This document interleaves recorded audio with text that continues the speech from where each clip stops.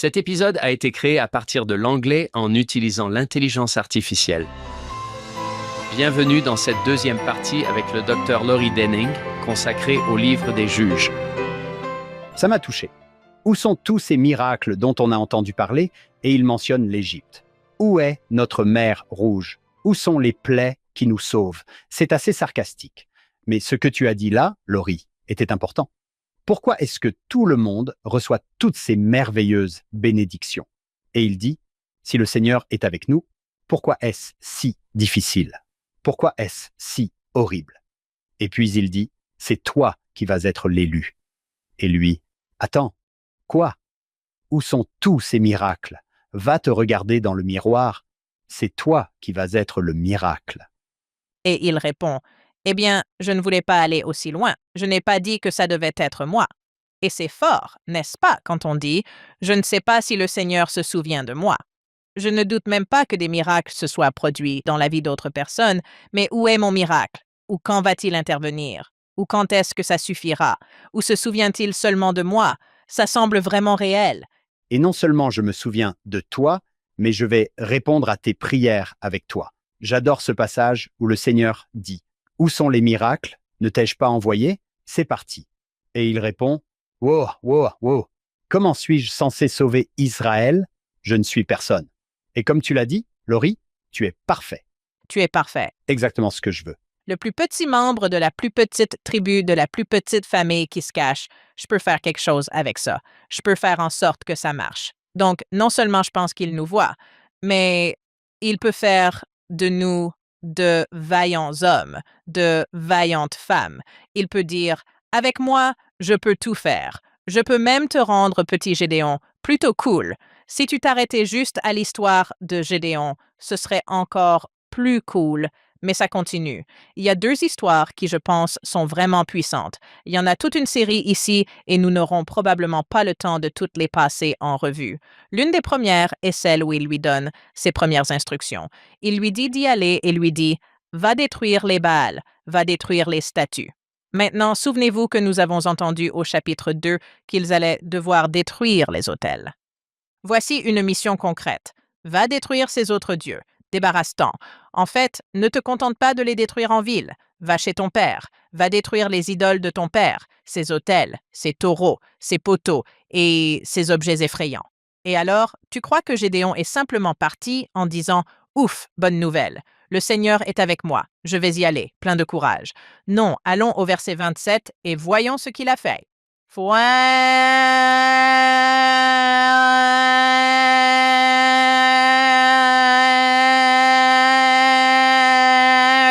Le verset 27 que tu pourrais nous lire. Juge 6, 27. Gédéon prit donc 10 de ses serviteurs et fit ce que le Seigneur lui avait dit. Mais comme il avait trop peur de sa famille et des habitants de la ville pour le faire de jour, il le fit de nuit. Il a encore fait ce coup de vaillants hommes. J'adore le fait qu'il ait pris quelques amis avec lui. Il n'a pas peur sans raison. Il se dit, si j'y vais et que je fais ça, ils vont me tuer. Alors, il n'y va pas de jour. Il y va de nuit, ce qui en fait un héros intéressant. Il n'est pas du genre homme vaillant et audacieux, mais plutôt du genre je m'y faufile et je le fais de nuit. Personne ne me connaît, et pourtant il le fait quand même. Il le fait quand même, mais c'est une peur bien réelle, car le lendemain, les habitants de la ville se sont réveillés tôt et ont remarqué que l'autel avait été détruit, que le poteau sacré avait été abattu et que le taureau avait été offert sur l'autel, et ils ont dit « Qui a fait cela ?» Et après avoir cherché, ils ont dit « C'est Gédéon, fils de Joas. Qui l'a fait ?» Et les gens sont allés voir le père, Joas, et ils ont dit « Fais sortir ton fils pour qu'il meure, car il a renversé notre autel et abattu le poteau sacré. » Je paraphrase un peu. Joas dit, et j'adore ça, « À tous ceux qui se sont dressés contre lui, défendez-vous Baal ou allez-vous défendre sa cause. Quiconque le défendra sera mis à mort d'ici demain matin, car s'il est un dieu, qu'il se défende lui-même, puisque l'autel a été renversé. Réfléchissez-y un instant. C'est votre fils, mais c'est votre culte. Le peuple arrive, découvre la situation et dit « Faites sortir votre fils, nous allons le tuer. » Et il s'interpose. Il intervient et dit Je ne vais pas le tuer. Que Baal se défende lui-même. S'il est un dieu, qu'il se manifeste. Il a vraiment de la chance qu'il ne l'ait pas tué, mais il prend la parole. Maintenant, souvenez-vous, c'est une famille partiellement membre de l'Église, et beaucoup d'entre nous font partie de familles ainsi. Nous sommes presque tous des familles recomposées ou des convertis. Je me demande si nous n'avons pas dans notre vie des personnes comme Joas qui s'interposent. Quand j'ai décidé de reprendre mes études, c'était une décision importante pour moi, car j'avais une carrière. Je travaillais dans le monde des affaires. À un moment donné, j'ai même travaillé chez Frito-Lay, n'est-ce pas? La société de chips. Je pensais avoir atteint le sommet du monde des affaires américain. Je suis ensuite devenue vice-présidente et directrice. J'avais donc ces grands titres. J'avais réussi dans le monde des affaires américains. Quand j'ai vraiment senti l'appel de reprendre mes études et de devenir spécialiste de la Bible à l'âge adulte, je ne sais pas si vous le remarquez, mais je suis âgée. C'est difficile de savoir si c'est la bonne chose à faire. Mes parents m'ont toujours beaucoup soutenue, mes amis aussi, mais il y a une personne qui a comblé ce vide pour moi. Vous la connaissez peut-être, mais c'est ma sœur jumelle. Ça va me faire pleurer. On la connaît et on l'aime. Oui, tout à fait. Elle m'a été d'un immense soutien tout au long de cette épreuve.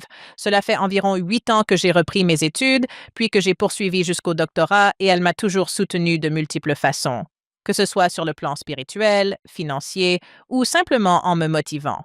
Elle faisait même livrer des biscuits à mon domicile lorsque je réussissais un examen important ou qu'il se passait quelque chose.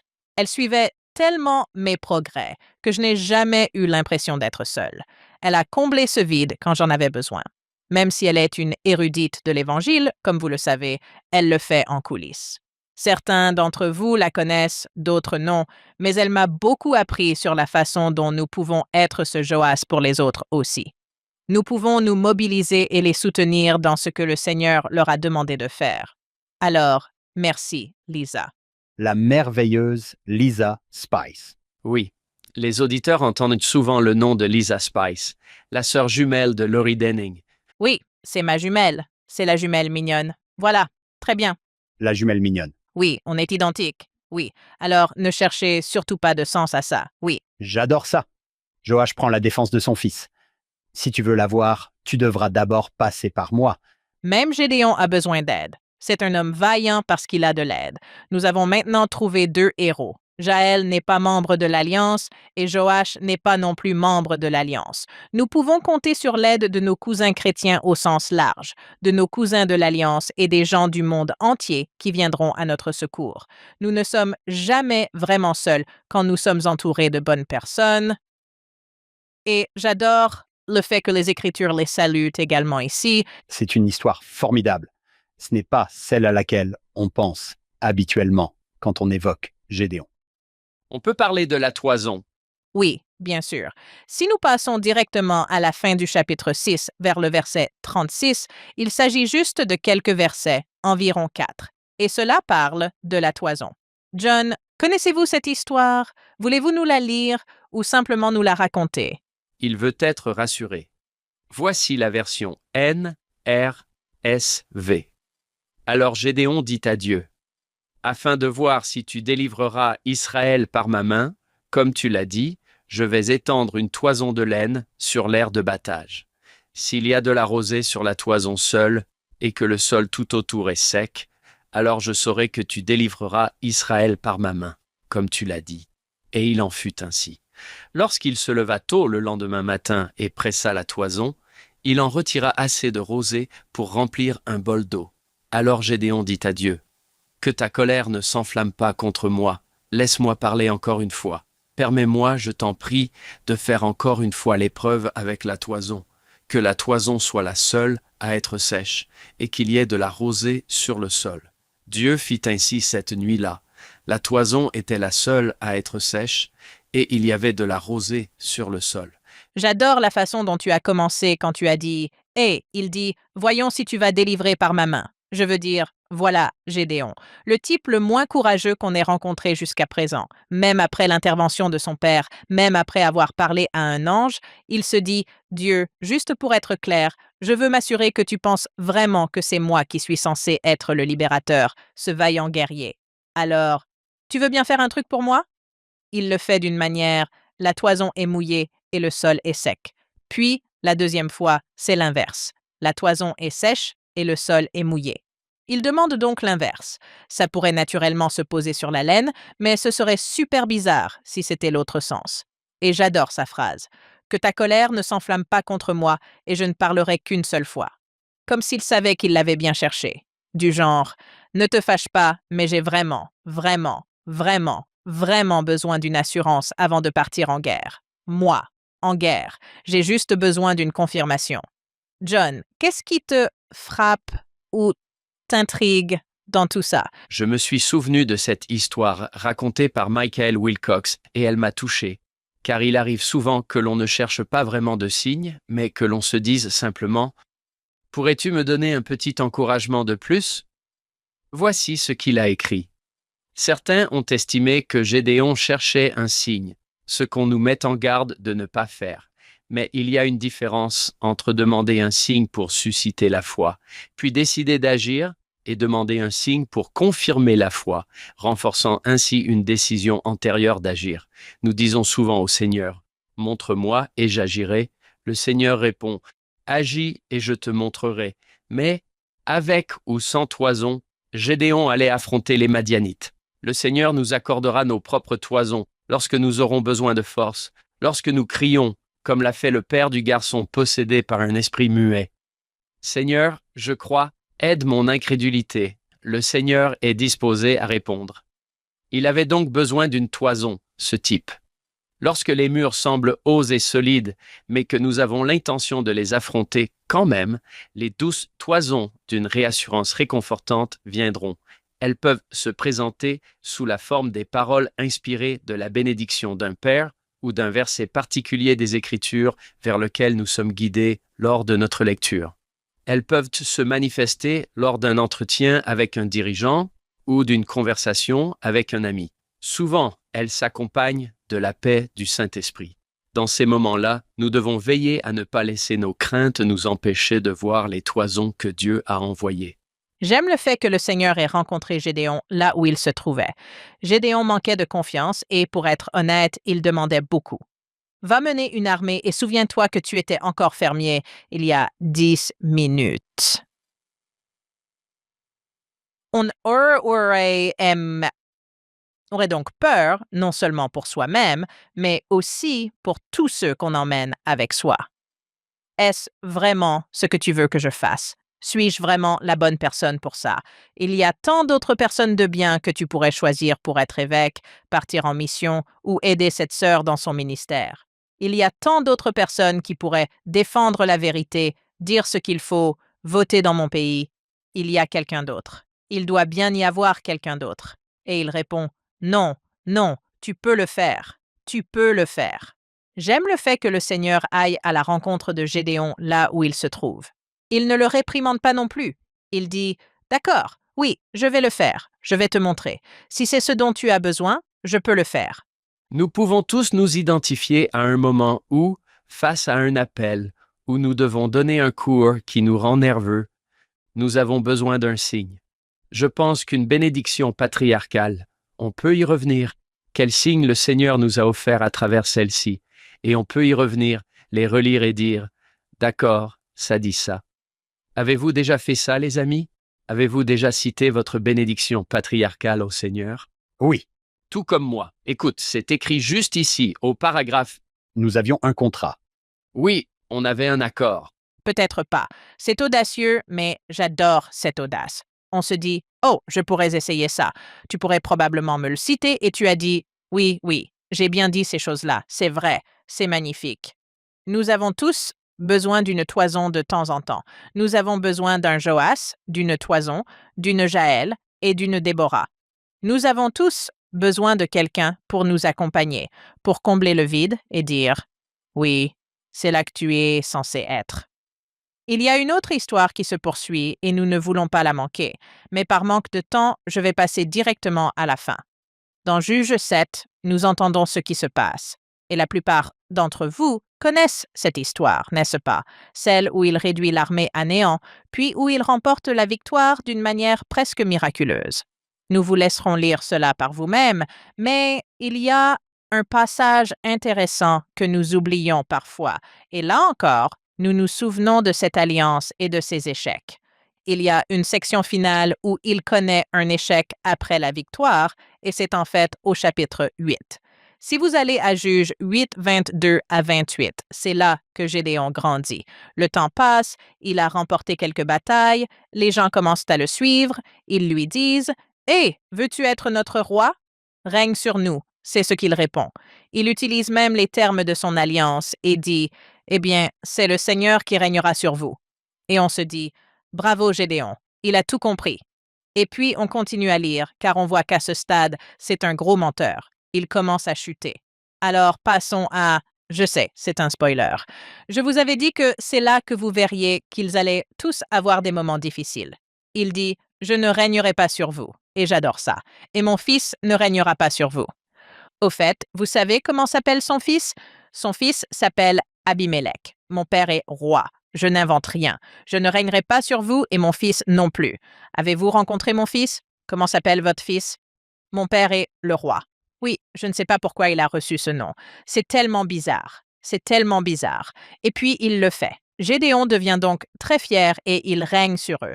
Encore une fois, il y a beaucoup d'ironie et de satire, et vous êtes censés commencer à le voir. Descendez au verset 24 où il est dit, encore une fois, je suis en 8:24. Gédéon leur dit, non, non, nous ne régnerons pas, et mon fils non plus, mais faisons plutôt cette autre chose.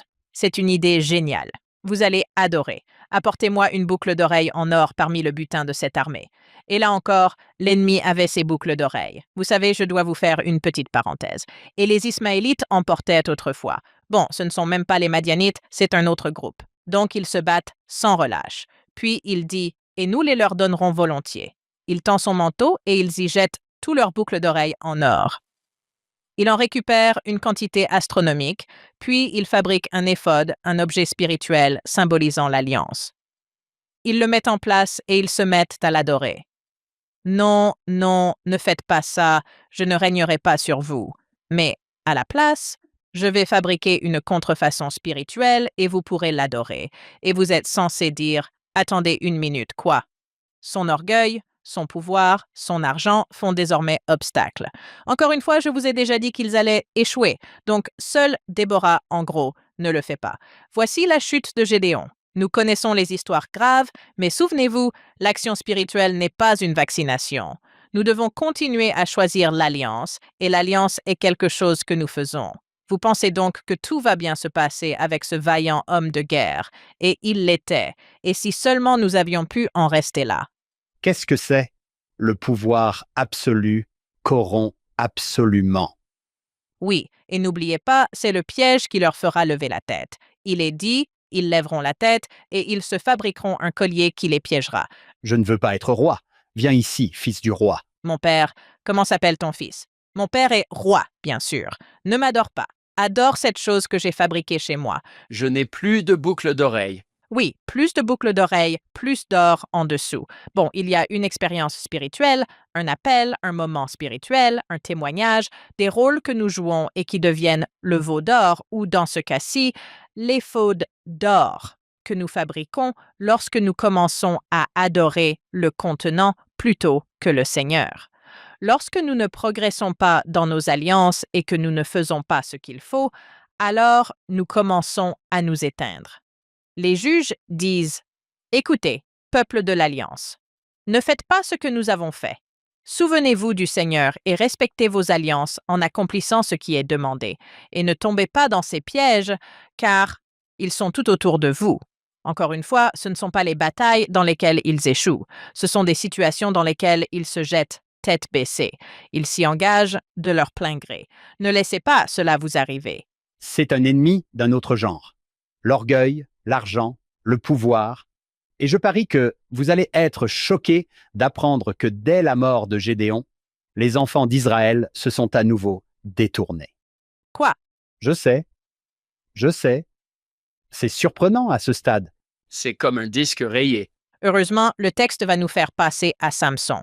L'histoire de Gédéon est l'une des plus longues, suivie de celle de Samson, et elle va suivre le même schéma, comme on dit. Les mêmes étapes, un avantage dans le Seigneur, un visiteur céleste, et tout ça, puis ça part en vrille très vite. Passons au chapitre 13. Passons à l'histoire de Samson, qui s'étend sur environ 4 chapitres et commence par un chapitre qu'on pourrait facilement sauter, mais on ne le fera pas, car c'est mon préféré, le chapitre 13. Le 13 porte bonheur dans le livre des Juges. Chapitre 13. Je ne sais pas si vous avez déjà entendu parler de ça, mais c'est une nouvelle de dernière minute. Devinez comment commence le chapitre 13? Il faisait vraiment du bon travail. Est-ce qu'il faisait du bon travail? Les enfants d'Israël, Ils sont vraiment obéissants. nous agissons avec justice ici. Je plaisante. Les enfants d'Israël ont de nouveau fait le mal aux yeux du Seigneur. Choquant, je sais. C'est choquant.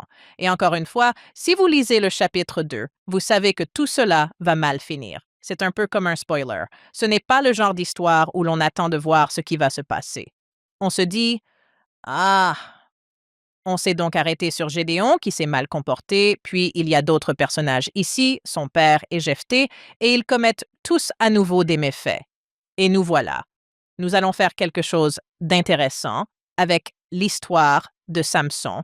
C'est le récit le plus long, il en est clairement le personnage principal, mais je veux partager d'autres éléments qui, je pense, seront utiles concernant ce chapitre et que vous n'avez peut-être pas remarqué auparavant, principalement parce que c'est là que se trouve ma thèse. Mais je pense que certains aspects sont vraiment intéressants pour le peuple de l'Alliance. Il y a ici des perspectives intéressantes. Mais le premier chapitre n'est pas à sauter, et il est souvent sauté parce qu'il parle de sa mère et de son père. Or, sa mère n'a pas de nom. Elle est simplement appelée la femme de Manoah, ou l'épouse, tout comme la femme de Lapidote. En hébreu, femme et épouse sont le même mot. Il faut donc replacer cela dans son contexte. Mais je pense qu'ils continueront à l'appeler ainsi pour souligner son importance. Elle est anonyme, non pas parce qu'elle est dépréciée, mais parce qu'elle est un type de personne que nous pouvons reconnaître en nous-mêmes. Le verset 2 du chapitre 13 commence ainsi. Il y avait un certain homme de Zora, issu de cette tribu, et son nom était Manoah. Ce sera le père de Samson, Manoah. Lui est nommé, mais ensuite on parle de la femme de Manoah, car il s'agit de la mère. On se dit donc, oh, ça va être le héros. Car généralement, quand le libérateur est annoncé, ça commence comme ça. Il y avait une personne, elle était de cette tribu et s'appelait Untel. Et on se dit, oh, c'est la personne suivante. Mais ce n'est pas la personne suivante. Ce n'est pas un héros. Le récit change de cap et continue ainsi. Et la femme était stérile et n'avait pas eu d'enfant. Et on se dit, attends, quoi? On vient de prendre un virage à gauche. Puis un ange apparaît et lui dit, tu es stérile et tu n'as pas eu d'enfant, mais tu concevras et tu mettras au monde un fils. Maintenant, chers spécialistes de la Bible, avez-vous déjà entendu parler d'un couple qui était stérile et ne pouvait pas avoir d'enfant, et où un ange est apparu pour dire, hé, même si tu es stérile, tu pourrais avoir un enfant. Vous souvenez-vous d'une histoire de ce genre dans les Écritures? Ce serait Abraham et Sarah. Abraham et Sarah, très bien. Et puis, même dans l'histoire de Rebecca, ils ont du mal à avoir des enfants, puis ils en ont 2. Même Rachel et Léa. Rachel ne peut pas avoir de fils et dit « Va, toi, aie un fils ». Et puis, il y a une autre Anna dans le livre suivant, la deuxième femme de Samuel. Elle ne peut pas avoir d'enfant, alors elle se rend au temple. Et puis il y en a une autre appelée la veuve de Shunem, car elle n'a pas de nom. Elle vient et le prophète Élisée vient lui parler, puis Jean-Baptiste, et enfin Marie. Ce schéma est ce que nous, les spécialistes, appelons une scène type. C'est une scène entière, un événement complet qui semble suivre un schéma. Si vous avez lu une grande partie de l'Ancien Testament, vous verrez qu'il y en a beaucoup où vous vous dites « Attendez, cette histoire ne vient-elle pas de se produire ?» C'est une convention, on les appellerait des tropes au cinéma, où l'on se dit « Oh, c'est une comédie romantique ou un drame ». Et les mêmes éléments se produisent. Dans ce type de scène, il y a 3 éléments principaux. Une femme stérile et un messager spirituel viennent leur annoncer qu'ils auront un fils spécial. Ce sont les 3 étapes. On cherche ce qu'on appelle le tilt ou le twist. Robert Alter, mon modèle, appelle ça le tilt. C'est là que ça devient intéressant dans les histoires, car si on racontait exactement les mêmes événements selon les mêmes schémas, ça ne nous apprendrait rien. On dirait donc que le Seigneur utilise ces schémas dans nos vies pour nous enseigner quelque chose, et il le fait là où ça diffère. C'est un schéma que le Seigneur utilise pour nous enseigner quelque chose sur la manière dont il va agir dans leur vie. Il se présente à celui que nous pensons être le libérateur, puis nous rencontrons la mère. Elle est stérile. Nous ne savons rien du fait qu'ils sont âgés. Puis il vient et lui parle, et on apprend alors beaucoup de choses sur elle et ce bébé, et c'est là que réside le rebondissement. Maintenant, avant de vous dire de quoi il s'agit, nous allons faire un petit quiz. Lorsque nous avons commencé ce podcast, nous avons parlé d'un chapitre dont le thème portait sur les personnes qui faisaient partie de l'Alliance et sur ce qu'elles allaient faire. Nous allons voir si vous pouvez repérer le parallèle entre le chapitre 2 et le chapitre 13. John, à toi. Qu'est-ce que le Seigneur leur a dit qu'il ne ferait jamais? Je ne ferai jamais au chapitre 2. Il ne rompra jamais l'alliance. D'accord, je ne sais pas si c'est un indice, mais ça pourrait en être un. Mais voyons ce qui se passe ensuite. Passons au chapitre 13 et prenons le verset 3. Nous allons lire les versets 3 à 5 qui racontent l'histoire de ce fils particulier. Et nous verrons en quoi cela ressemble à ce que John vient de dire. D'accord. Je suis toujours dans la NRSV, et l'ange du Seigneur apparut à la femme et lui dit, « Bien que tu sois stérile et que tu n'aies pas eu d'enfant, tu concevras et tu enfanteras un fils. Veille maintenant à ne pas boire de vin ni de boisson forte et à ne manger rien d'impur, car tu vas concevoir et enfanter un fils.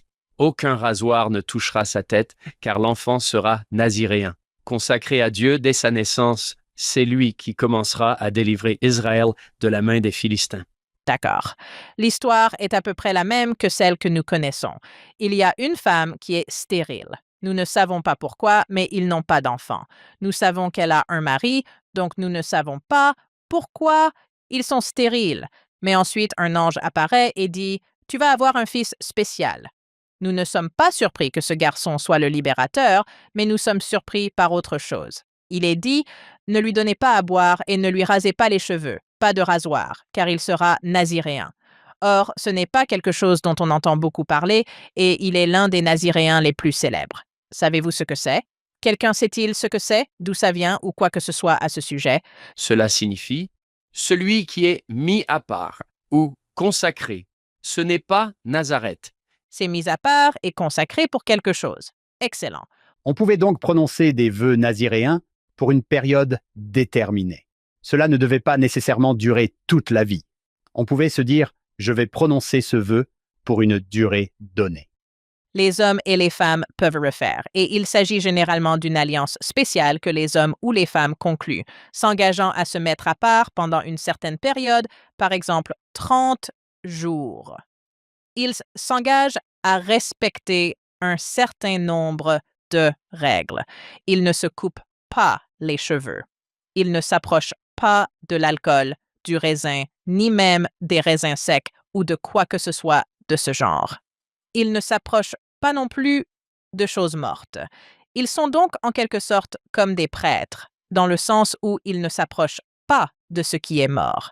Et puis, à la fin du vœu, on se coupe les cheveux et on les offre sur l'autel. Pour ceux d'entre vous qui regardent en ligne, je ne sais pas, c'est super geek, mais voici une anecdote geek. Vous vous souvenez de l'état de mes cheveux la dernière fois que j'étais dans l'émission? Il y a 2 ans? Tu portais un casque, je crois. Je portais un casque, c'est exact. Était-il long ou court? Vous en souvenez-vous? Il était court. C'était court. Oui, j'avais les cheveux courts. Je laisse pousser mes cheveux depuis 2 ans, depuis que j'écris ma thèse sur le cycle de Samson. Oui, sauf ma frange parce que ça ne m'allait pas. Je n'ai pas fait de vœux, mais je les laisse pousser. C'est pour ça que j'ai les cheveux longs, parce que, franchement, combien de fois peut-on dire qu'on s'est laissé pousser les cheveux comme Samson? Oui, n'est-ce pas? Tu te donnes vraiment à fond dans cette thèse. Je m'y consacre corps et âme, mais c'est exactement ce qu'il fait aussi. Et c'est là que je pense que c'est important, pas seulement parce que c'est un peu geek et cool, mais parce que la mère va aussi s'y conformer alors qu'il est encore dans son ventre. Avant même de l'avoir conçu, elle va vivre le vœu naziréen. Et d'après ce que nous savons, elle n'en a jamais été libérée non plus. Quel groupe de personnes dans le livre des juges est mis à part avant même sa naissance et naît sous l'Alliance? Il est un symbole de la maison d'Israël. C'est vrai. Il est Israël. Il est nous. Nous sommes Israël. Avant même notre naissance, pour la plupart d'entre nous, ou avant même d'avoir fait ce choix, nous sommes Israël. Il est donc un symbole. C'est le grand représentant de l'Alliance.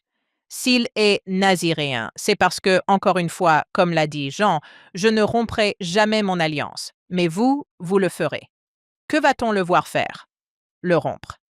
Il va en enfreindre chaque élément. Chacun d'entre eux, d'après ce que nous pouvons en juger. Si vous êtes censé faire ces choses, il les enfreint toutes. Et nous connaissons tous celles concernant les cheveux, car la série ou les films en font une de ses caractéristiques célèbres. Mais il contourne aussi les choses mortes. Il va s'approcher d'un lion et mettre du miel dans la carcasse de ce lion, puis il va même le donner à ses parents, ce qui les contamine en quelque sorte pour la sainteté. Ensuite, il va à une fête. En fait, c'est une beuverie. On ne le voit pas boire, mais le simple fait d'y aller est potentiellement un problème, car il est dit qu'il ne doit pas y avoir d'outres à vin, ni de vinaigre, ni même de raisin vert ou de jus de raisin. Il ne doit même pas s'approcher de tout ça. Et puis, qu'est-ce qu'il fait? Du genre, et puis il se dit, « Et tu ne devrais pas épouser les Philistins. » Et quelle est la première chose qu'il va faire? Épouser une Philistine.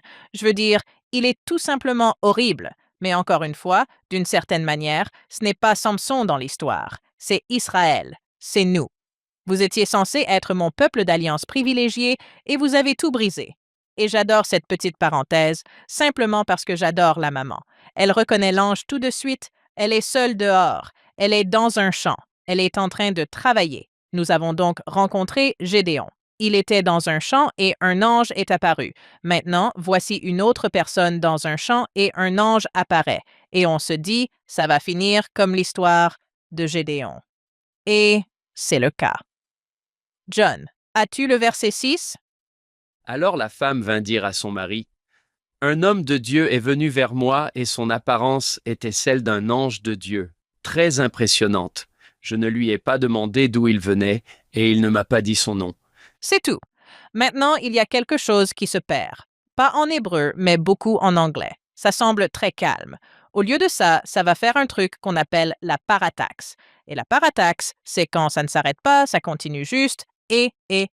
Si vous avez déjà rencontré un tout petit très enthousiasmé par une histoire, il utilise la parataxe. Et il est allé là-bas, puis le Père Noël est arrivé, puis la fête a commencé, puis tout le reste. C'est ça, la parataxe. Les phrases s'enchaînent donc les unes après les autres, et c'est ainsi qu'elle le lit. Laisse-moi lire ça. Elle voit cet ange arriver. Puis elle court le dire à Manoah, et elle a dit à son mari, « Un homme de Dieu est venu vers moi, et son apparence était celle d'un ange. C'était impressionnant, c'était génial, et je ne lui ai pas demandé son nom, je ne lui ai même pas demandé d'où il venait. Et puis il m'a dit, « Oh, tu vas concevoir, et tu ne dois rien boire, ni faire ceci, et il sera naziréen, bla, bla, bla. » Et tu te dis, wow, wow, wow, wow, wow, wow. Ralentis, ralentis. C'est très émouvant. Quand on lit ça dans la version King James ou autre, ça sépare les phrases avec et puis et, mais non, elle bute sur ces mots. Ce que ça nous montre, c'est une femme de l'Alliance qui voit et reconnaît cet ange. Elle sait qui il est, et ça ne ressort que par contraste avec son mari. Alors lisons ce qui est dit à son sujet, juste pour que tu vois la différence. Verset 8. Elle court et raconte toute l'histoire. Nous allons avoir un bébé et il sera spécial, et je n'ai même pas posé de questions à cet ange. C'était tellement génial. Et puis, et donc, le rythme va ralentir et nous allons rencontrer Manoah, le mari. Lisons donc cela. Verset 8. Alors Manoah implora le Seigneur et dit, « Ô Seigneur, je t'en prie, que l'homme de Dieu que tu as envoyé revienne vers nous et nous enseigne ce que nous devons faire concernant l'enfant qui va naître. » Les amis, elle vient de voir un ange et il se dit, « Je ferais mieux de prier à ce sujet. Dieu, nous as-tu parlé d'un bébé? D'accord. » Et on se dit, « Bon, ce n'est peut-être pas si mal. Je suppose que ça va. » Et puis, au verset suivant, Dieu a exaucé Manoah et l'ange revient vers qui? À la femme, La femme. Et où est-elle déjà? sur le terrain. Au travail. Où est-il? Je n'en ai aucune idée. Vous allez remarquer l'ironie du fait que c'est elle qui voit et reconnaît l'ange. C'est elle qui est active et essoufflée, tandis que lui se dit « On ferait mieux de prier à ce sujet ». Et puis, il dit « Que devons-nous faire ?» Et l'ange apparaît et dit, s'adressant à la femme qui a compris « Ton mari n'est même pas là ». Alors, elle court chercher son mari. Et puis, elle dit « L'homme qui est venu me voir l'autre jour, il est apparu. » Et Manoah se lève, suit sa femme et ils sortent. Et que dit-il? « Es-tu cet homme ?» « Oui. » Il répond. « Oui, c'est moi. » Elle ne lui a pas demandé qui il était. Elle a tout de suite su que c'était un ange, un homme de Dieu, un messager. Il lui demande « Es-tu celui pour qui j'ai prié ?» L'homme dont elle a dit qu'il était l'ange. Alors elle dit « Hé, viens avec moi. C'est toi l'homme ?»« C'est moi. » Manoah dit « Quand ce que tu nous as promis se réalisera, qu'est-ce qu'on est censé faire de lui, déjà ?» On peut presque entendre l'ange soupirer. Eh bien, la même chose. Écoute ce que ta femme a dit, puis il passe en revue la liste des vœux naziréens. Alors Manoah dit « Eh bien, on pourrait peut-être te préparer un repas. » Et l'ange répond « Eh bien, je ne peux pas manger cette nourriture. On va le faire quand même. » Et Manoah est vraiment le type le plus lent qui soit. D'ailleurs, Samson tient de son père. Il est très lent. Alors, il va le préparer et l'ange dit « Je ne peux pas manger votre nourriture. » Puis tout s'enflamme, l'ange s'envole et Manoah s'écrie « Oh non, c'était un ange. On va peut-être mourir. » Et la femme dit « Espèce d'idiot, si on allait mourir, il ne nous l'aurait pas demandé. Oublie ça, je ne peux même pas t'aider. Fin. » C'est ma version de la femme de Manoah, c'est ça. Oui, mais souvenez-vous, il s'agit de l'alliance avec Israël. Elle reconnaît et ils utilisent beaucoup de termes sensoriels, n'est-ce pas? Elle voit et elle entend. Elle voit que c'est l'ange. Elle entend son message et Manoah ne l'entend pas. Et sa voix est active. Son nom vient aussi du mot Noé, si vous connaissez ce terme, et cela signifie repos ou oisiveté. Je l'appelle Monsieur Paresseux. Il y avait donc un homme qui s'appelait Monsieur Paresseux. Il ne travaille jamais au champ. Il est lent à comprendre. Il ne reconnaît pas le messager spirituel, il n'entend pas le message, et il faut le lui répéter encore et encore. Il représente parfois l'alliance d'Israël, ou nous-mêmes. On ne comprend pas toujours, et voilà qu'arrive la femme. Oh, wow, j'ai eu une expérience spirituelle. Et lui, il dit, c'est intéressant. Elle est toute excitée et trébuche. Et lui, non. Qu'est-ce qu'on devrait faire avec le garçon? Tout ce que je viens de te dire, tout ce que tu viens de me dire. Donc, pour ce qui est du naziréat, je me dis que c'est une très bonne idée. C'est une belle histoire qui résume toute l'alliance. C'est l'histoire d'une personne qui écoute tout en vaquant à ses occupations quotidiennes et qui se mobilise quand le Seigneur entre dans sa vie, une personne qui reçoit l'appel et passe à l'action. C'est l'une des héroïnes méconnues des Écritures.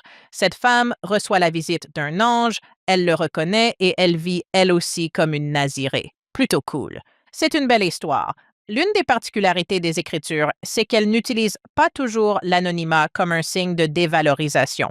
Au contraire, cela leur permet d'être universelles ou de nous permettre de nous reconnaître en elles. L'anonymat ne signifie pas qu'elles sont moins importantes. Oh, c'est une femme, on ne la nomme pas. Ça veut dire qu'on peut se reconnaître en eux, n'est-ce pas? Ce n'est pas le type de ma paroisse que nous connaissons tous et que nous écartons parce que c'est quelqu'un que nous connaissons. C'est plutôt « Attendez un instant, ça pourrait être moi » ou « Elle pourrait être une sorte de sainte fidèle ». Homme et femme. Il faut juste être très prudent quand on dit « Eh bien, les femmes ne sont pas autant nommées parce que beaucoup d'hommes ne le sont pas non plus dans cette histoire. » Ils s'en servent comme d'un outil pour que nous puissions nous reconnaître dans l'histoire. Tu l'as si bien dit. Manoah se dit « Attends, quoi? On aurait pu mourir. » On aurait pu mourir. Je l'imagine très bien dire « Je ne sais même pas quoi faire de lui. » Si le Seigneur avait voulu nous tuer, il n'aurait pas eu toute cette conversation avec nous. Pourquoi dirait-il que nous allons avoir un bébé et ferait-il tout cela s'il avait l'intention de nous tuer? Je ne sais pas. Nous allons sûrement mourir, Pour les Israélites, c'est en quelque sorte une condamnation. Nous ne voyons même pas le Seigneur quand il se tient là, ni parfois son messager quand il se tient juste devant nous, même quand des choses miraculeuses se sont produites. De quoi d'autre avez-vous besoin? J'ai déjà fait tout ça. Et oui, c'est peut-être nous aussi parfois, n'est-ce pas? Oui. Laurie, je ne veux pas te presser, mais tu as énuméré toutes ces histoires, ce genre de choses. Comment les appelles-tu déjà? Des scènes de ce genre. J'ai remarqué que, parmi eux, il y en a un qui n'a pas d'enfant. L'ange lui dit qu'il va avoir un enfant et lui révèle son nom. Ils finissent presque toujours par devenir des personnes extraordinaires, sauf celui-là. Est-ce une histoire du genre ce qui aurait pu être? Cela aurait pu être un Jean-Baptiste, un Jésus, un Isaac. Oui, il était censé être le libérateur et c'est le dernier juge. Il était donc censé être le dernier juge de son peuple, mais on sait qu'il va échouer. Dans ce cycle, ils ont tendance à être opprimés, puis ils prient ou crient leur détresse. Ici, il n'y a pas de cri. Il ne semble d'ailleurs jamais prier. La seule fois où il le fait, c'est 2 fois dans l'histoire. Une fois parce qu'il a tellement soif qu'il risque de mourir. Merci. Donc, tout tourne autour de moi. Ensuite, si vous connaissez l'histoire, il va être aveuglé, puis enchaîné au pilier à côté de lui dans le temple de Dagon, le dieu philistin. La seule fois où il prie Dieu, c'est pour que ses yeux soient vengés. Rends-moi ma force pour que je puisse tuer tous ces gens à cause de ce qu'ils m'ont fait. C'est ce personnage de l'Alliance qui aurait pu tout avoir, mais qui n'a rien. Il semble incarner l'histoire des fils et filles de l'Alliance, qui auraient pu avoir le Seigneur dans leur vie et se repentir à tout moment, mais qui ne l'ont pas fait. Et rappelez-vous, c'est un récit édifiant. Il est dit que l'Esprit du Seigneur est venu sur lui à plusieurs reprises. Il va épouser une femme philistine. Je voudrais juste souligner une chose à son sujet avant de passer à l'histoire de Dalila. Passons au chapitre suivant et je voudrais juste souligner quelque chose qui, je pense, touchera vraiment nos téléspectateurs en tant que peuple de l'Alliance. Passons au verset 14, 2. Nous allons maintenant faire la connaissance d'un fils spécial. Au chapitre suivant, en tournant la page, nous retrouvons Samson adulte. Nous faisons enfin la connaissance de ce libérateur. C'est Samson. Son nom signifie ensoleillé. Tout comme Shimshon signifie ensoleillé. Le nom de Dalila ressemble à Lila, qui signifie ténèbres. Vous rencontrez maintenant ensoleillé. Nous l'appellerons Samson. Et puis le verset 14, le verset 2, et écoutons les premiers mots. Maintenant, laissez-moi vous révéler une autre astuce littéraire. Nous n'en apprenons pas toujours beaucoup sur l'histoire des personnages. Nous venons de le faire avec Samson, mais pour beaucoup d'entre eux, nous ne savons pas grand-chose. J'ai dit que s'ils décrivent des caractéristiques physiques importantes pour l'histoire, c'est que c'est vrai. Et son histoire, c'est qu'il va être très fort. Mais voici une autre chose que vous pouvez apprendre sur le contexte. Il n'y a pas beaucoup d'histoires personnelles, mais l'une d'elles est que les premiers mots prononcés par un personnage révèlent souvent sa nature profonde. Les premiers mots prononcés par un personnage de l'Ancien Testament peuvent souvent refléter son caractère profond. Ils révèlent qui il est vraiment. Ce seront donc les premiers mots de Samson. Très bien. John, tu l'as? 14-2. Oui, 14-2. Puis il vint dire à son père et à sa mère, « J'ai vu une femme philistine à Timna. Allez me la chercher pour qu'elle devienne ma femme. » C'est charmant. Il dit « J'ai vu une femme philistine. » Les Philistins, un peuple de l'Alliance ou un peuple hors de l'Alliance? Non-alliance. Des gens qui ne font pas partie de l'Alliance. Et vous vous en souviendrez avec David et Goliath. Il y a les Philistins. Ce sont les méchants par excellence. Les méchants Philistins. Donc, s'il doit être le fils spécial de l'Alliance et que la toute première chose qu'il dit, c'est « J'ai hâte de me marier et tu veux bien aller me chercher cette femme philistine », est-il vraiment fidèle à l'Alliance? Il se fiche complètement de l'alliance. Oui, pas du tout. En fait, il s'aligne, il se marie. Or, il utilise ici 2 verbes que vous ne remarquerez peut-être pas. Dans la NRSV, l'un d'eux est traduit. Je le traduirai différemment. J'ai vu Maintenant, on appelle cela prendre une femme. Il dit donc, j'ai vu et j'ai pris. C'est ce qu'on appelle un motif récurrent dans les Écritures. Il est utilisé à plusieurs autres reprises. David voit et prend Bath-sheba. L'un de ses fils voit et prend le butin. Au lieu d'attendre que le Seigneur nous donne des choses, nous les voyons et nous les prenons. Non seulement la première chose que je veux, c'est une femme parmi les Philistins, mais je l'ai vue et je veux que tu la prennes. Comment ça va se passer? Comme vous pouvez le deviner, pas très bien. Ils finissent par la brûler vive. Donc, pas terrible. La première chose qu'on apprend sur ce fils de l'Alliance, c'est qu'il est assez loin de l'obéissance à l'Alliance. J'ai vu, j'ai pris, et tu te dis, oh non. Et je veux prendre quoi? Une femme philistine. Je veux me marier en dehors de l'Alliance. Et ses parents réapparaissent ici et ils lui disent, tu es sûr? Tu es sûr de vouloir faire ça? Je l'imagine toujours comme un grand bavard un peu bête, du genre, je le veux, c'est tout, donne-la-moi. C'est un peu un gros bonhomme stupide. Il dit, ouais, prends-la pour moi parce qu'elle me plaît. Puis il y a cette petite parenthèse, mais son père et sa mère ne savaient pas que cela venait du Seigneur, car elle cherchait un prétexte pour agir contre les Philistins.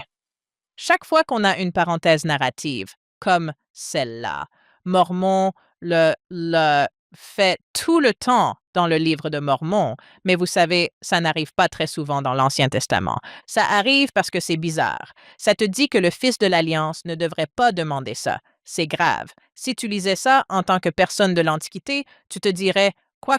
Il vient de demander une femme philistine? » Et ils répondent « Ouais, on sait, c'est vraiment terrible. C'est une parenthèse et c'était vraiment terrible. Mais Dieu va arranger ça, alors attends un peu. » Et tu te dis « D'accord, parce que ça a l'air plutôt grave. » Et c'est un Naziréen et tu te dis « Je sais, c'est grave. » Accroche-toi. Et puis il continue, et ça ne finit pas bien avec sa femme. Il la quitte, il pose une énigme stupide à ses amis. Ce n'est même pas une énigme. Il tue un lion. Puis il vient et pose une énigme aux Philistins. Et si vous pouvez me dire quelle est l'énigme, je vous donnerai 13 armures, 13 paires de vêtements de luxe. Ils répondent « D'accord, pourquoi pas ?» Et il dit « Sinon, je vous tuerai. » Et ils répondent « Bon, on va jouer à ce jeu. » Donc, un jeu sympa pour une fête de mariage, n'est-ce pas? Et donc, il arrive et dit, vous avez probablement déjà vu ça. C'est un petit poème qu'il récite. De celui qui mange est sorti ce qui se mange, et du fort est sorti le doux. Maintenant, souvenez-vous, il tue un lion, puis quand il traverse la ville, il voit que des abeilles y ont fait une ruche et qu'il y a donc du miel. De celui qui mange, un lion, c'est un mangeur. Il peut sortir quelque chose à manger, du miel, mais de celui qui est fort, le lion, en quelque sorte. Il sort quelque chose de doux. Ce n'est pas vraiment une devinette. Il faudrait savoir qu'il y avait un lion sur la route qui l'a tué. Ils ne le savent pas. Ils ne comprennent pas. Alors ils vont voir sa femme. Dis-nous ce que c'est ou on te brûlera vive. C'est grave. Elle est donc paniquée. Quoi qu'elle réponde, elle est dans le pétrin. L'homme qui est censé la protéger, son mari, est une menace. Si elle ne parle pas, son peuple la tuera.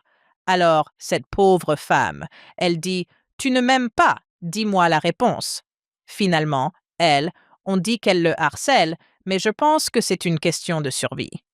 Elle dit « D'accord. » Et elle a pleuré pendant 7 jours. Il finit par lui dire. Puis, « Hé, tu connais le poème? » Et ils répondent. « Oui, c'est parce que tu as couché avec ma femme. » Alors, il la brûle quand même. Fin.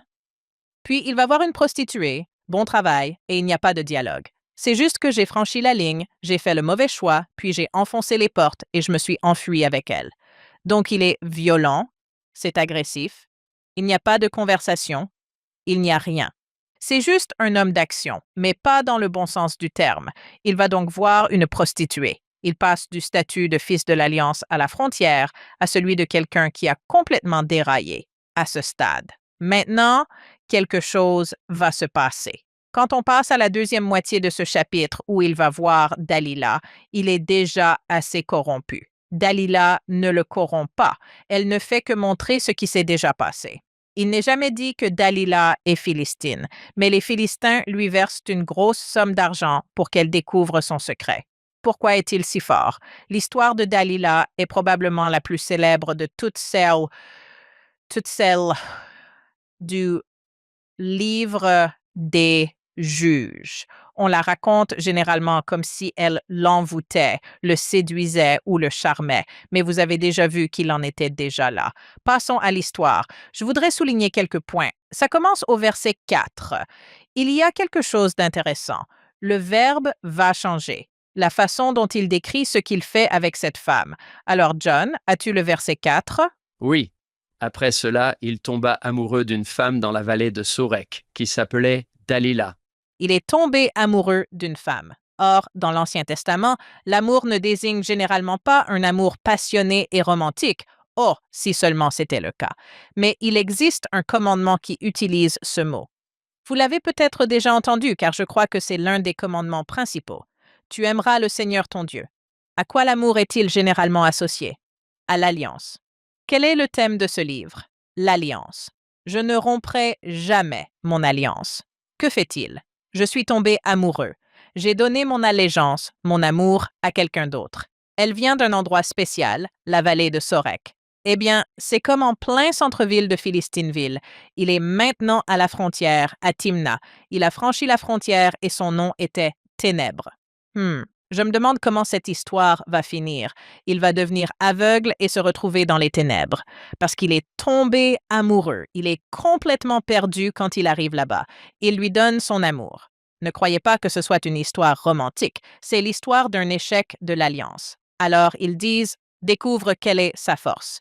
Et puis, il y a ces 4 moments où il est allongé sur ses genoux et où les Philistins sont dans la pièce. D'ailleurs, ils sont juste là, comme s'ils savaient exactement ce qui se passe. Ils disent « Maîtrise-le et on te donnera des millions de dollars ». Elle dit « Tu sais, dis-moi quelle est ta force ». Et puis il continue et dit « Vous savez, s'ils font ça avec des cordes d'arc, je serai faible ». Et puis les Philistins lui ont apporté les cordes d'arc et ils l'ont ligoté. Et puis, j'adore ça. C'est là où il est dit qu'ils sont là. Et les hommes attendaient dans la chambre intérieure. Et ils sont là, genre, « OK, on est là. » Et puis elle dit, « Les Philistins sont sur toi, Samson. » Et il se met et il se fraye un chemin à travers eux. Maintenant, il va le faire encore 3 fois et on va se rapprocher de plus en plus de la vérité. Donc, la première fois, ce sont des cordes d'arc. La deuxième fois, c'est une corde neuve. La troisième fois, c'est « tresse mes cheveux ». D'accord. On se rapproche du secret. Le secret, c'est que ses cheveux ne peuvent pas être coupés. Maintenant, qui connaissait le secret concernant ses cheveux? Vous vous souvenez à qui on avait parlé de ses cheveux? Sa mère. C'était sa mère. Les seules personnes qui connaissent le pacte secret sont les mères. On ne sait pas quand il l'apprend, mais il le transmet à une autre femme. Il lui offre son amour, son allégeance, son pacte. Le secret du pacte n'est jamais révélé à Manoah. En fait, il n'est révélé qu'à la mère, car c'est elle qui est censée s'en souvenir. Puis il finit par dire « Eh bien, ce sont mes cheveux, mais ils sont attachés. » Et ils répondent « D'accord, non, version 3. » Et enfin, à la 4e fois, « Ce sont mes cheveux. Je ne me suis jamais fait raser les cheveux. » C'est l'alliance naziréenne. Eh bien, elle demande à un homme de le raser. Elle ne le fait même pas, elle-même. Vous vous souvenez du thème maternel que nous avons vu? C'est comme une anti-mère. Sa tête est sur ses genoux. Elle le rase. Ils vont l'aveugler. Il s'affaiblit, puis il est dit « L'Esprit du Seigneur le quitta, et il ne s'en rendit pas compte. » Il ne sait même pas que sa force l'a quitté. Il redevient comme un bébé. Il est aveugle, chauve, faible, sur les genoux d'une femme. Ce n'est pas la mère d'Israël, c'est Dalila, l'anti-mère. Il se retrouve piégé. Puis je pense à cette phrase où il est dit qu'il ne savait pas. Verset 20. Elle dit « C'est la dernière fois que les Philistins s'abattent sur toi, Samson. » Quand il se réveilla de son sommeil, il pensa « Je vais sortir comme les autres fois et me libérer. » Mais il ne savait pas que le Seigneur l'avait quitté. C'est là la leçon à retenir. N'abandonne pas l'alliance, car alors le Seigneur, et tu ne le sais même pas, il ne se rend même pas compte qu'il l'a abandonné. C'est là qu'il s'empare de lui, qu'il lui crève les yeux, puis qu'il l'amène enchaîné et qu'il devient une simple meule. Puis, bien sûr, ses cheveux repoussent, et c'est là qu'il va se rendre à la fête. Ses cheveux ont repoussé. Il est toujours aveugle et il demande au garçon qui l'accompagne, car il est aveugle, eh bien, enchaîne-moi au pilier. Alors, ils enchaînent ses mains au pilier, et c'est là qu'il prie, l'une des rares fois. Tari est Seigneur. Souviens-toi de moi et fortifie-moi par cet acte de vengeance unique afin que je puisse rendre aux Philistins ce qu'ils m'ont fait pour mes yeux. Il ne prie pas pour son peuple. Il ne prie pas pour la repentance. Il détruit tout et les tue tous, ce qui aide son peuple parce que les ennemis sont vaincus, mais pas parce qu'il se souciait de son peuple. Tu vois, tous les éléments de tes parents étaient là. Tu étais un enfant spécial, tu avais l'alliance, tu avais l'esprit du Seigneur, tu avais ta force particulière, tu l'as juste abandonné en premier. C'était une chose morte. Puis tu t'es retrouvé à la fête des alcooliques. Puis tu as rompu toutes les alliances qui t'avaient été données. À la fin, tu t'en fichais même. Tu ne savais même pas que l'Esprit du Seigneur t'avait quitté. Tu es tellement éloigné. C'est un terrible avertissement pour nous, peuple de l'Alliance, que le Seigneur nous dit « Vous êtes mon peuple de l'Alliance ». Mais John, te souviens-tu de la première chose que le Seigneur nous a enseignée au chapitre 2? Oui, je m'en souviens, mais je ne romprai jamais mon alliance avec vous. Oui, on peut toujours revenir. On peut toujours revenir. Il attend qu'on lui tende la main pour revenir. Il y a une dernière phrase dans tout le livre des Juges qui résume bien cela. Elle ne dit pas qu'il a jamais été racheté. Il le place bien dans Hébreux 11 au Panthéon des héros, mais je pense que c'est parce que le Seigneur continue d'utiliser ces personnes, continue de les utiliser même si elles sont faibles, plutôt que parce qu'elles ont fait un si bon travail. Passons toutefois au tout dernier verset, et c'est là que ça se termine de manière très triste sur une histoire très forte et édifiante. C'est le dernier verset, Juges 21-25. Juges 21-25. En ces jours-là, il n'y avait pas de roi en Israël. Chacun faisait ce qui lui semblait bon. Qui est le véritable roi qu'il devrait suivre? Il faisait tout ce qu'il voulait. Ça s'arrête là, et puis on tourne la page et on se dit, eh bien, c'était vraiment triste, c'était terrible. C'est une tragédie shakespearienne. Oui, sniff, mais nous sommes un peuple de l'Alliance, et ce ne sont pas les guerres que nous menons, ce sont les pièges, ce sont les autels que nous ne démolissons pas dans nos vies. Le Seigneur dit, je ne romprai jamais mon alliance. Tu peux toujours revenir, je suis votre roi, vous pouvez me suivre, et rien de tout cela n'aura besoin d'arriver. C'est, je pense, le message du livre des Juges. Le Seigneur délivrera son peuple.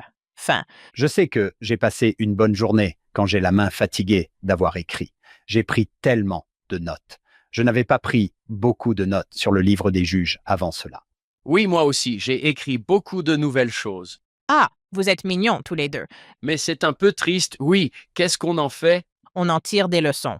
Et je pense que c'est possible. J'aime le fait que chacun des juges, même Samson parfois, possède cette grande force et ses parents puissants. L'esprit est encore avec lui parfois. Il y a encore de l'espoir qu'il puisse revenir et il y a des moments où le Seigneur intervient et les sauve. Le Seigneur nous dit, « Je suis là depuis le début. Il suffit de se tourner vers moi. » Cela ne doit donc pas nécessairement finir ainsi. Il y a beaucoup d'espoir, même si ce livre ne le laisse pas paraître. Vous devez démolir les autels, les pierres d'achoppement dans votre vie. Vous ne pouvez pas simplement tomber dans ces pièges. Vous ne pouvez pas inviter ces choses dans votre vie et espérer ensuite que tout s'arrange. Ça ne marchera pas. Et si cela ne nous inquiète pas, c'est que le livre essaie de nous dire que nous devrions nous en inquiéter. Mais il y a de l'espoir. Le Seigneur peut être votre roi et il ne rompra jamais son alliance. C'est juste de l'espoir mêlé à beaucoup de tristesse, beaucoup de prudence. Et encore une fois, les derniers chapitres sont très horribles et ne conviennent absolument pas aux enfants. Il y a une agression et d'autres choses du même genre. Ce n'est pas un livre que vous voudrez lire en famille, de la page 17 à la page 19, à moins que vous ne le lisiez d'abord entre adultes. Sachez donc que ça ne fait qu'empirer à partir de là, mais ce n'est pas un conte pour enfants. J'aime les panneaux d'avertissement. Je me suis souvent retrouvé dans des endroits où j'ai vu un panneau d'avertissement, j'ai regardé et je me suis dit « Non, je ne vais pas aller par là ». Si jamais vous voyez une de ces clôtures électriques, celles qui peuvent vraiment vous tuer, il y a un panneau d'avertissement tous les 2 mètres environ. C'est comme le livre des juges. Ne faites pas ça. N'allez pas par là. J'en ai vu aussi à la plage du genre baignade interdite. Il y a un courant de retour et les gens se baignent quand même et on se dit « Ou j'en ai vu sur les flancs des montagnes, du genre « Ne skiez pas sur cette falaise ». Il y a toujours quelqu'un qui s'est fait emporter au large ou qui est tombé de la falaise et on se dit « Pourquoi ont-ils ignoré ce panneau ?» Le livre des juges peut être un gros panneau d'avertissement? Oui. Votre histoire ne doit pas nécessairement se terminer ainsi. Vous avez le choix. Je susciterai un prophète et tu pourras lui demander de t'accompagner. Tu auras des amis et de la famille pour te soutenir et tu pourras toujours faire demi-tour. Il y a de l'espoir. Il nous a tracé un chemin ici. C'est simplement un chemin où il veut s'assurer que nous, en tant que peuple de l'Alliance, nous comprenons bien que nous devons le suivre. Avez-vous entendu comment elle a conclu? Nous le suivons? L'avez-vous remarqué? C'était bien. Bravo, Laurie. Oh, au fait, Laurie, presque toutes les femmes dans ce livre sont formidables. Il y en a quelques-unes de bien. Je pense que les femmes servent en quelque sorte de repère narratif, où elles peuvent choisir de respecter l'alliance ou non. Il y a environ 22 femmes nommées et anonymes dans le livre. La fille de Caleb apparaît dès le début, puis la femme de Manoah, Déborah, Jaël. Donc, beaucoup de grands personnages de l'Alliance et d'excellentes héroïnes que l'on oublie parfois. Il y a aussi quelques hommes bien dans ce livre, mais il y a surtout de grandes femmes dans cette histoire. John. By the way, si vous voulez passer un bon moment avec les Écritures, lisez-les avec Laurie Denning. Vous apprendrez et vous rirez. Attends, je dois remettre mon chapeau. Oui. Oui. Oh, oui. Remets ton casque de plume. Elle a dit quelque chose au début, mais je pense qu'elle plaisantait. Qui connaît mieux le livre des juges que notre invité d'aujourd'hui? Nous sommes 2 maintenant, et j'en fais partie. Peu de gens ont étudié ce livre. Oui. Je ne sais pas pourquoi, mais Vous avez un doctorat en juge? juste la 2e moitié du livre des juges. L'une des choses que je préférais quand j'étais jeune professeur de séminaire, c'était quand quelqu'un comme Laurie venait nous enseigner et que nous passions des heures ensemble. Je repartais avec toutes ces notes dans mes écritures, sachant qu'il m'était tout simplement impossible de connaître tout cela, mais le fait d'avoir quelqu'un pour nous guider à travers tout ça et de le faire d'une manière aussi amusante, Laurie, nous te sommes reconnaissants pour tes talents. Merci d'être avec nous aujourd'hui. Eh bien, merci. C'est un défi d'en faire une histoire spirituelle, mais je suis reconnaissante que le Seigneur nous mette en garde, qu'il nous aime et qu'il nous accueille à bras ouverts. Quand vous avez besoin d'une toison, il est là pour vous la donner. Quand vous avez besoin d'une mère en Israël, elle est là. Vous avez besoin d'un Joas qui comblera le vide, ils sont là aussi. Et cela contient des messages puissants sur l'amour du Seigneur pour nous et sur la force de notre alliance, que nous pouvons exploiter si nous savons y puiser. Mais je comprends, c'est une histoire un peu terrible. Je comprends donc que ce ne soit pas votre livre préféré. Ce n'est généralement pas le livre préféré de tout le monde, mais ça pourrait l'être. Mais faites attention aux panneaux d'avertissement. Ils sont très importants. Ils peuvent vous protéger. Sur ce, nous tenons à remercier le Dr Laurie Denning de s'être jointe à nous aujourd'hui. Nous tenons à remercier notre productrice exécutive, Shannon Sorensen, nos sponsors, David et Verla Sorensen, et à chaque épisode, nous rendons hommage à notre fondateur, Steve Sorensen. Nous espérons que vous serez des nôtres la semaine prochaine. Nous abordons actuellement le livre de Ruth sur Follow Him. Pour remercier nos merveilleux auditeurs, nous aimerions vous offrir la version numérique de notre livre Finding Jesus Christ in the Old Testament. Il propose des réflexions courtes et pertinentes tirées de nos précédents épisodes sur l'Ancien Testament. Rendez-vous sur followhim.co, c'est-à-dire followhim.co, pour télécharger votre exemplaire gratuit dès aujourd'hui. Vous y trouverez également le lien pour acheter l'édition papier. Merci de faire partie de notre famille Follow Him. Bien sûr, rien de tout cela ne serait possible sans notre incroyable équipe de production, David Perry, Lisa Spice, Will Stoughton, Crystal Roberts, Ariel Quadra, Heather Barlow, Amelia Kabuika, Sidney Smith et Annabelle Sorensen.